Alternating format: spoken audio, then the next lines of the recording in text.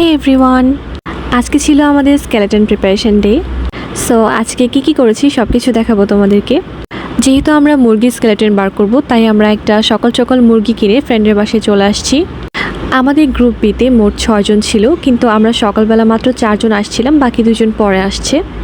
তো প্রথমত আমাদের মেইন কাজ ছিল মুরগির বাইরে যে অংশগুলো সেগুলো সব কিছু কেটে ফেলা, মাংস সহকারে। তো আমরা সবাই মিলে যতটুকু পেরেছি এর বাইরের আবরণগুলো আমরা পরিষ্কার করে ফেলেছি। এরপর আমরা মুরগিটাকে বয়েল করার জন্য দিয়ে দিলাম, আর যে মাংসগুলো আমরা কেটে আলাদা করে রেখেছিলাম সেগুলো পরিষ্কার করে নিচ্ছিলাম, যাতে পরবর্তীতে কিছু বানিয়ে খেতে পারি। মুরগি বয়েল হতে বেশ কিছুক্ষণ সময় লাগবে, তাই আমি আমার ফ্রেন্ডের বাসাটা ঘুরে ঘুরে দেখছিলাম।